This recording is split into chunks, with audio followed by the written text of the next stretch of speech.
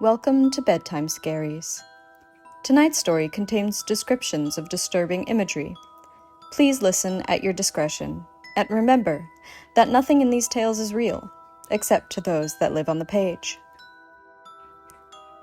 There seems to currently be an addiction to microdoses of fame. Some people seem to go to insane lengths for a single viral moment on the internet. We'll see just how far this pursuit can take a person in tonight's story, titled A Package Marked Return to Sender, by Manen Lyset.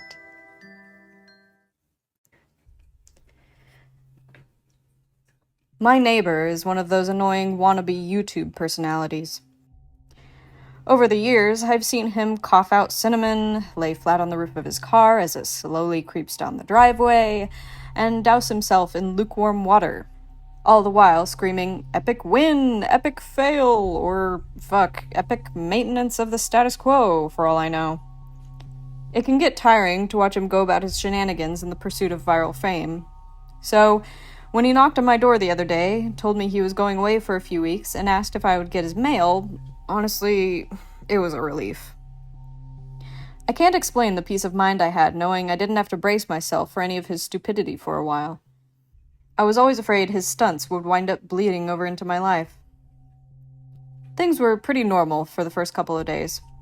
He received a few bills, got a bit of spam, and what I can only assume was a birthday card. And then one evening, I got home to find a cardboard box waiting on his front porch. In big red letters was written, "Return to sender." I'm no small fry, but I admit I had trouble lifting the box on my own.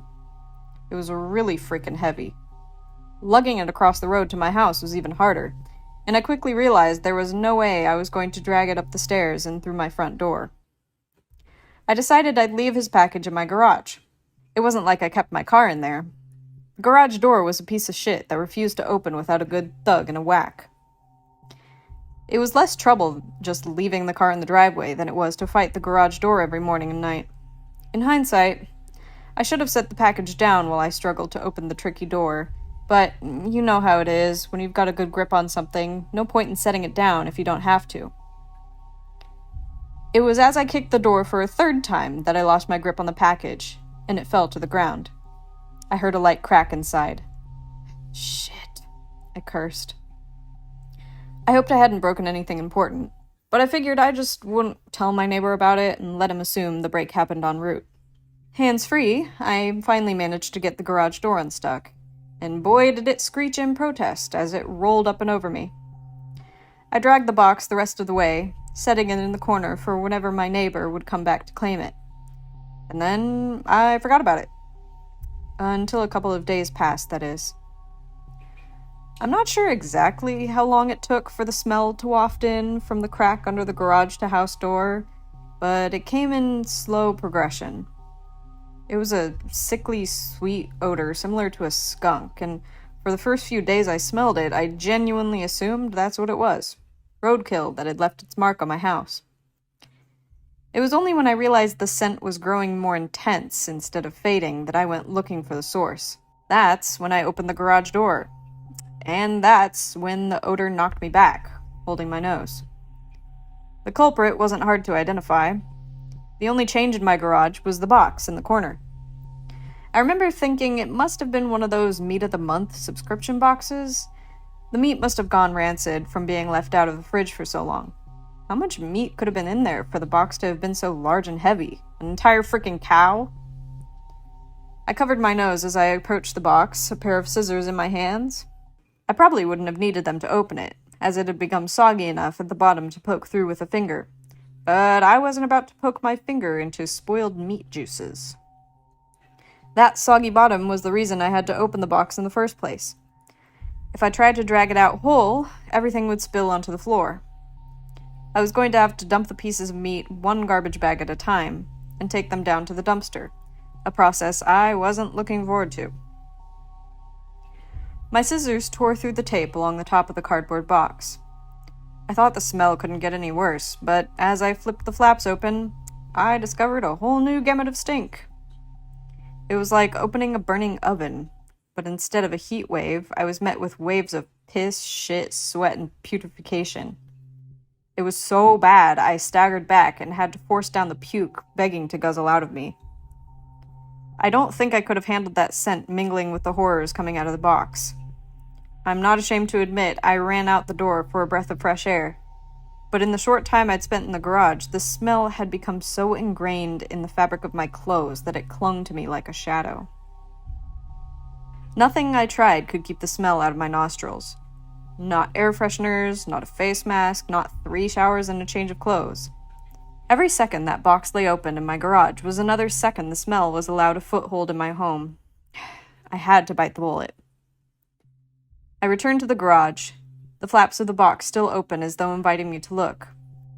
I was prepared, a clothespin pinning my nostrils shut, a garbage ban in one hand, the strongest cleaner I could find in the other, and long rubber gloves to keep my skin from having to touch what was inside. But, as it turns out, I needed none of those things. I wouldn't have to touch or clean the contents of the box. I would only have to suffer the nightmares every night. You see, there was meat in that box, but it didn't come from a cow or a pig. No, it was worse than that. It was my neighbor. Dead. Still in one piece, but dead. I called the cops, and naturally, they took me in for interrogation. It's kind of hard not to suspect the man with the corpse in his garage, after all. Thankfully, they soon realized I wasn't involved. My DNA might have been all over that box, the smell might have left a mark throughout my house, but there was one piece of irrefutable evidence in my neighbor's own hands that proved my innocence. A vlogging camera. They showed me the footage only once. I'm not sure if they were allowed to, or if they felt so bad for me they figured it couldn't hurt. Either way, I saw it. My neighbor was sitting in the box outside of a shipping facility, laughing as he told the world how he was going to mail himself across state lines. He'd brought pee bottles, food, a pillow, and a few flashlights. His friend, a guy I'd seen at his place several times to help with his stunts, closed the lid and presumably dropped him off for the shipment. Throughout the next couple of hours, or days, I'm honestly not sure, my neighbor recorded a few short clips about his progress.